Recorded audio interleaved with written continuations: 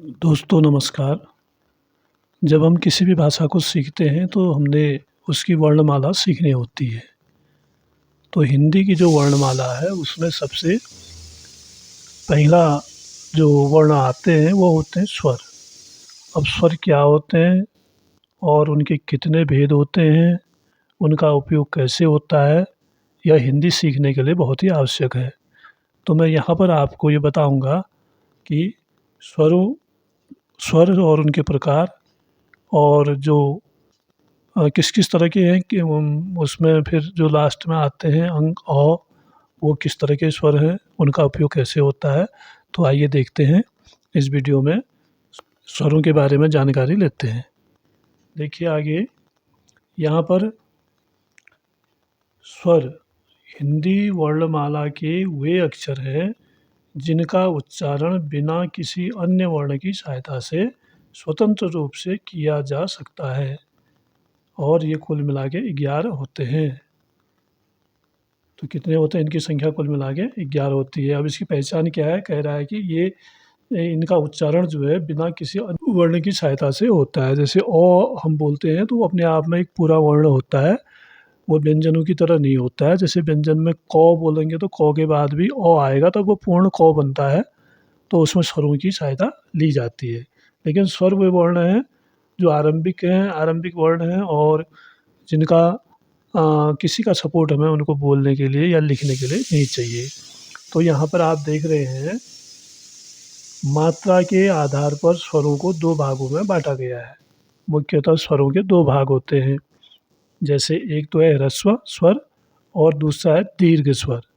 तो ह्रस्व स्वर क्या होते हैं और दीर्घ स्वर क्या होते हैं? देखिए आगे देखते हैं। ह्रस्व स्वर हैं, ये कह रहा है कि इनके उच्चारण में कम समय लगता है, इसीलिए इन्हें लघु स्वर भी कहते हैं। ह्रस्व का मतलब होता है लघु यानी छोटा। तो उच्चारण में जब हम बोलते हैं तो इनको बोलने में बहुत कम समय लगता है, यानी जो दूसरे प्रकार के स्वर होते हैं उनसे कम समय लगता है इनको बोलने में। तो इसलिए इनको ह्रस्व स्वर कहा गया है या लघु स्वर कहा जाता है। अब हिंदी में ह्रस्व स्वरों की संख्या कुल मिला के होती है 4। कौन-कौन है वो? अ, ई, उ और ऋ। ये हैं ह्रस्व स्वर, 4 कुल मिला के हैं। फिर उसके बाद है दीर्घ स्वर। अब दीर्घ स्वर क्या होते हैं? इन स्वरों के उच्चारण में ह्रस्व स्वरों से अधिक समय लगता है। यानी जब हम इनको बोलते हैं तो जो अ, ई, उ, ए पहले के स्वर थे रि, तो उनसे इसमें अधिक समय लगता है बोलने में। तो इन्हें गुरु स्वर भी कहा जाता है। गुरु माने बड़ा, यानी उससे अधिक समय इसमें लगता है तो इनको गुरु भी कहा जाता है। तो इनकी कुल संख्या होती है 7। तो वो हैं आ, ई, उ, ए, ऐ, ओ, औ। तो ये 7 स्वर जो हैं इनको हम दीर्घ स्वर कहते हैं। अब उसके बाद कुल मिला के 11 अक्षर तो हमारे यहीं पर हो जाते हैं, स्वर पूरे हो जाते हैं। लेकिन उसके बाद स्वर की जो स्वरों की जो सूची है उसमें 1-2 अक्षर और दिए रहते हैं जिनको कहते हैं अं और अः। तो ये क्या होते हैं? तो उस प्रश्न का उत्तर भी, उसकी जानकारी भी आपको इसमें मिल जाएगी। अं, अ क्या है? तो अं और अ हिंदी वर्णमाला में अयोगवाह कहलाते हैं और न ये स्वर हैं, न ये व्यंजन है। तो इसको इसलिए अयोगवाह कहा जाता है, जो न तो स्वर होते हैं और न ही व्यंजन होते हैं। तो ऐसे स्वरों को अयोगवाह स्वर कहा जाता है। इसके बाद आप देखिए,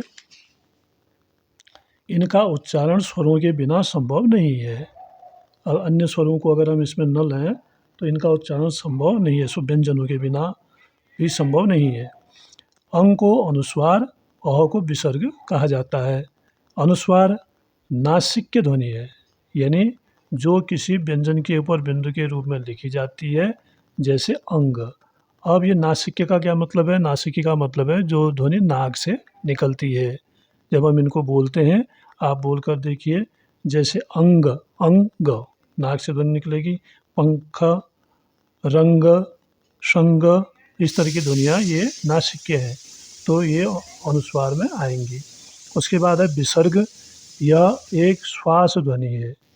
जो किसी व्यंजन के बाद दो बिंदुओं के रूप में लिखी जाती है, जैसे अतः, इस तरह से हम बोलते हैं तो यह श्वास ध्वनि है, विसर्ग।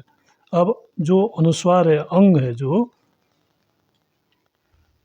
देख सकते हैं आप, जो अंग है, अंग के दो रूप होते हैं, जो अंग है उसके भी दो रूप हैं।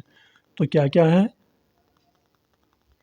जो ये बिंदी, एक बिंदी होती है लाइन के ऊपर, इसको अनुस्वार कहते हैं। इसका उच्चारण नाक से होता है। इसका उच्चारण कैसे होता है? नाक से। जैसे अंग, पंखा, रंग, संग। अब दूसरा लगता है इस रूप में, चंद्र बिंदु जिसे कहते हैं, ऐसे करके और ऊपर से बिंदी लगाते हैं, ये भी अंग का ही रूप है। तो इसको क्या बोलते हैं? यह अर्धचंद्र के ऊपर एक बिंदु के रूप में व्यंजन में लगाया जाता है। इसका उच्चारण नाक और मुंह दोनों से होता है। जो अनुस्वार है, इसका उच्चारण कैसे होता है? नाक और मुंह। जब हम इनको, इन शब्दों को बोलेंगे तो नाक से भी ध्वनि आएगी और मुंह से भी ध्वनि आएगी। जैसे चाँद, चाँद, गाँव, सांप, इस तरह के जो शब्द होते हैं उनमें चंद्र बिंदु लगता है। तो आपको यहाँ पर जो अंग की मात्रा है उसमें अनुस्वार और चंद्र बिंदु का अंतर पता चला होगा, और स्वर कितने हैं, वो कैसे कैसे लिखे जाते हैं, इसका अंतर भी आपको पता चला होगा। धन्यवाद।